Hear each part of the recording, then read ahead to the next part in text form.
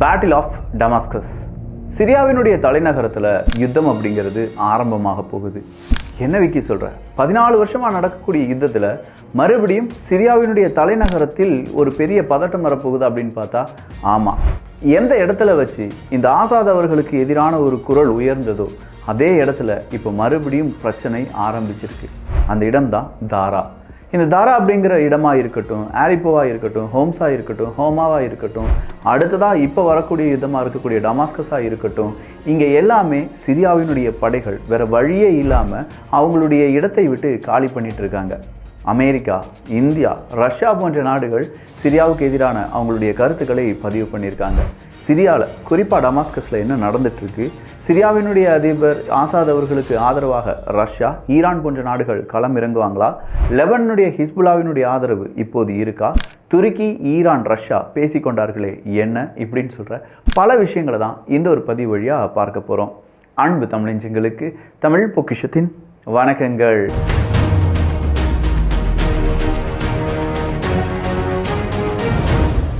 Kids bestie சார்பாக ஒரு 17 ப்ராடக்ட்டுக்கான அந்த ஆஃபர் இப்போவும் போயிட்டு தான் இருக்குது. அதுக்கான லிங்க் கீழே இருக்குது. தனித்தனியாக வாங்கினா 2500 ரூபாய்க்கு மேலே ஆகும். பட் இதை காம்போவாக 999 ரூபாய்க்கு உங்களால் வாங்க முடியும். 17 பொருள் எல்லாமே ஒரு 80% அதில் உடன் பொருள் என்பதும் குறிப்பிடத்தக்கது. மேலும் விவரங்களுக்கு கீழே இருக்கக்கூடிய லிங்கை பயன்படுத்திக்கோங்க. கிளர்ச்சியாளர்கள். இந்த ஆசாத் அவர்கள் அப்படின்னு சொல்லும்போது அவருக்கு எதிராக கிளர்ச்சி எப்போது தொடங்குது அப்படிங்கிற கேள்விக்கு நம்ம வரலாம். 2011 இதே தரா அப்படிங்கிற ஒரு பகுதியில் சில பள்ளி சுவர்களில் மாணவர்கள் ஆசாத் அவர்களுக்கு எதிராக சில விஷயங்களை எழுதுகிறாங்க. அப்படி எழுதக்கூடிய இந்த விஷயங்கள் நம்ம ஊரில் எழுதுவாங்கள்ல, சுவரில் கிறுக்கி வைப்பாங்கள, அதே மாதிரி எழுதுகிறாங்க. பட் ஆசாத் அவர்களுடைய இராணுவ வீரர்கள் இதை பார்த்து அந்த செய்தது அதை யார் எழுதுனாங்க அப்படிங்கிறத கண்டுபிடிச்சு அந்த குழந்தைகளுக்கு எதிராக தீவிரமான விசாரணை நடத்தப்பட்டு அவங்களுக்கு எதிராக அவங்க என்ன செய்கிறாங்க, அடிக்க ஆரம்பிக்கிறாங்க. அப்படியே அந்த குழந்தைகள் இல்லாட்டி அங்கே இருக்கக்கூடிய மாணவர்களை அடிக்கும்போது அங்கே இருக்கக்கூடிய பேரண்ட்ஸ் அது ஒரு கேள்வியாக கேட்குறாங்க, என்ன ஆசாத் அவர்களை இப்படி போட்டு அடிக்கிறீங்களே அப்படின்னு சொல்லி. அது ஒரு பெரிய விஷயமா மாறுது. இவ்வளோ பெரிய ஒரு பெரும் பிரச்சனையாக மாறும் அப்படின்னு சொல்லி ஆசாத் அவர்களும் நினச்சிருக்க மாட்டாங்க. பட் மக்கள் என்ன செய்ய ஆரம்பிக்கிறாங்கன்னா, கூட்டமாக ஆசாத் அவர்களுக்கு எதிராக போராட ஆரம்பிக்கிறாங்க. எக்ஸாக்டாக 2011 நடந்த விஷயம் இதுதான். ஆனால் இதே பகுதியை, தாரா அப்படிங்கிற இந்த பகுதியை மறுபடியும் சிரியாவினுடைய அதிபர் இந்த ஆசாத் அவர்கள் விட்டுவிட்டாரா என்று கேட்டால் மீண்டும் பிடித்தெடுத்திருக்கிறது அங்கே இருக்கக்கூடிய கிளர்ச்சியாளர்களுடைய படை. கிளர்ச்சியாளர்களுடைய படை அப்படின்னு சொல்லும்போது இதற்கான ஒரு வீடியோ ஒரு 4-5 நாட்களுக்கு முன்னாடி நம்ம பதிவு பண்ணோம். பார்க்காத டிபி டிப்ஸ் அதை பார்த்தா தான் கிளர்ச்சியாளர்களுடைய படை HTS அப்படின்னா என்ன, சிரியாவுக்கு யாரெல்லாம் ஆதரவாக இருக்காங்க அப்படிங்கிறதுலாம் உங்களுக்கு புரிய வரும். ரொம்ப ஷார்ட்டாக சொல்லப்போனால் கிளர்ச்சியாளர்களுடைய படை அப்படின்னு சொல்கிறதுல கிளர்ச்சியாளர்கள் இருக்காங்க, போராட்ட வீரர்கள் இருக்காங்க, அங்கே இருக்கக்கூடிய பிரிவினைவாதிகள் இருக்காங்க, தீவிரவாதிகள் இருக்காங்க. எல்லாரும் சேர்ந்து தான் இப்போ ஆசாத் அவர்களுக்கு எதிராக இந்த ஒரு காய் நகர்த்தலை செய்ய ஆரம்பிச்சிருக்காங்க.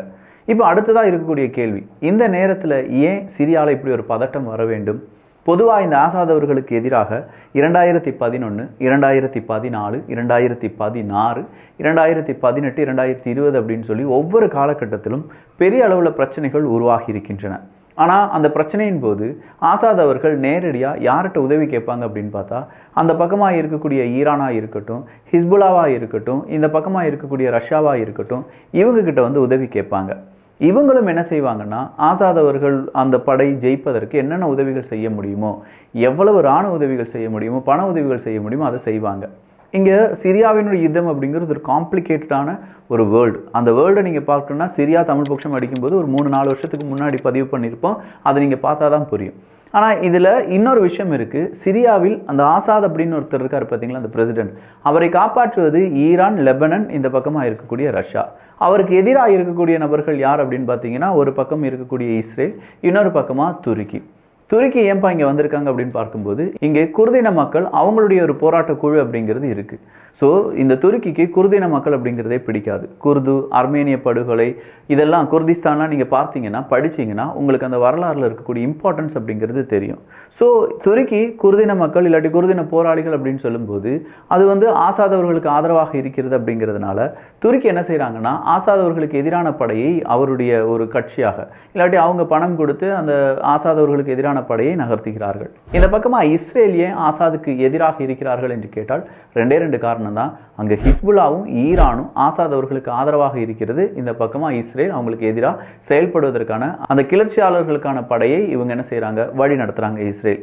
அப்போ ஓவராலாக பார்க்கும்போது இதில் பல நாட்டு பிரச்சனைகள் இருக்கே விக்கி, இது உடனடியாக முடிவடைவதற்கான வாய்ப்புகள் இருக்கான்னு கேட்டால் வாய்ப்பே இல்லை. அதனால தான் 14 வருடங்களை கடந்தும் இன்னைக்கும் அந்த யுத்தம் பேசப்படுகிறது. சரி, முதல்ல அவங்க பிடித்த இடம் ஆலிப்போ அப்படிங்கிறது தான். இந்த ஆலிப்போ அப்படிங்கிற இடத்தை பிடிச்ச உடனே நம்ம ஒரு வீடியோ போட்டோம். அதன் பிறகு அவங்க பிடித்த நகரம் தான் ஹோமா அப்படின்னு சொல்லுவாங்க. ஹோமா அப்படிங்கிறது ஆலிப்போ பிறகு அவங்க பிடித்த இடம். அதன் பிறகு அவங்க பிடிச்சது ஹாம்ஸ் அப்படிங்கிற நகரையும் கைப்பற்றினார்கள். இப்போது 4வது நகரமாக இந்த கிளர்ச்சியாளர்கள் கைப்பற்றி இருக்கும் இடம் தான் இந்த தரா அப்படிங்கிற இடம்.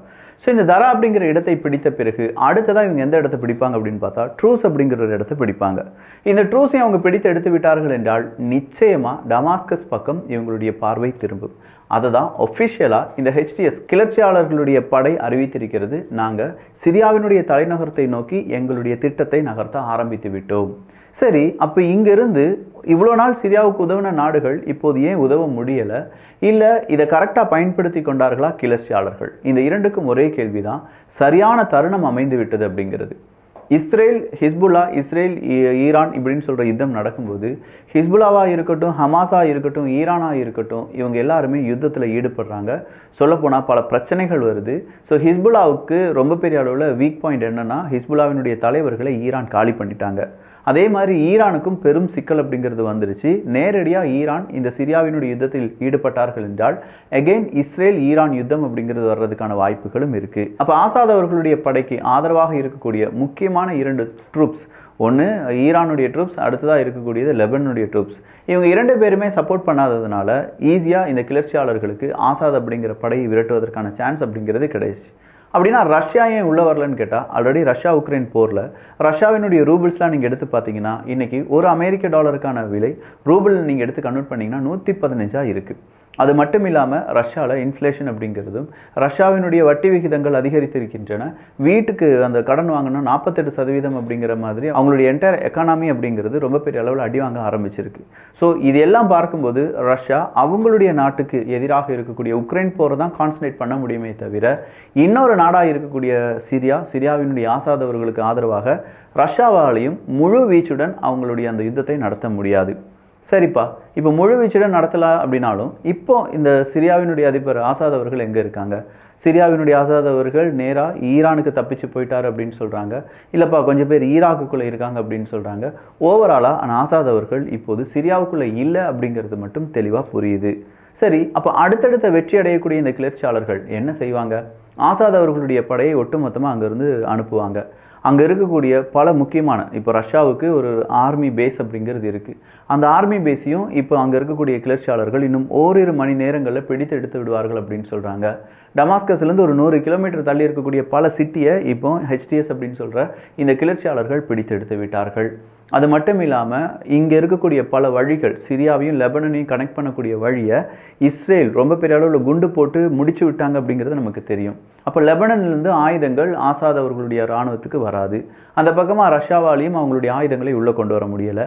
ஹைவே எல்லாத்தையுமே கிளர்ச்சியாளர்கள் ரொம்ப விரைவாக பிடித்து விட்டார்கள் அப்படின்னு சொல்கிறாங்க.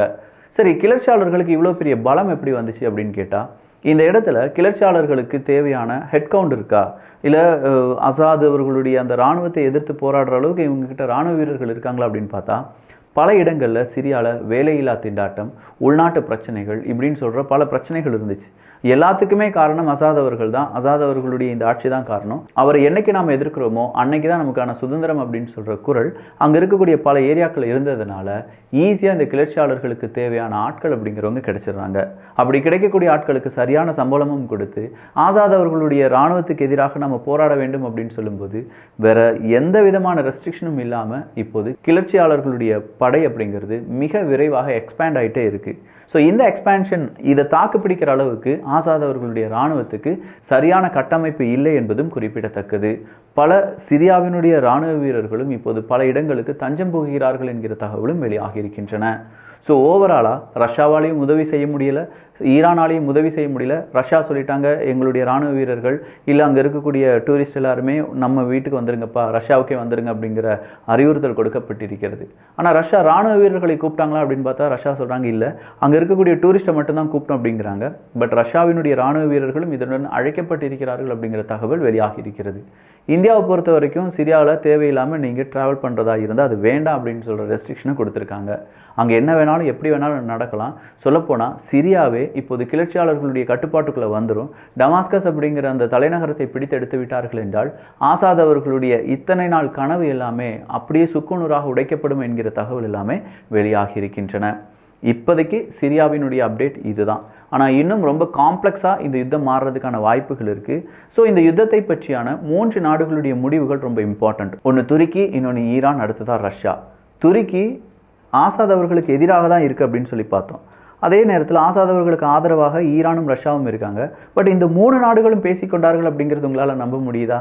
இதுதான் உலக அரசியலினுடைய அடுத்த ட்விஸ்ட். எதிராக இருக்கக்கூடிய நாடான துருக்கியும் ஆதரவாக இருக்கக்கூடிய நாடுகளான ரஷ்யாவும் ஈரானும், இந்த 3 நாடுகளுமே கடந்த 2022 பேச்சுவார்த்தை நடத்திக்கிட்டே இருக்காங்க. யுத்தம் சிரியாவுக்குள்ளே இருக்கலாம்.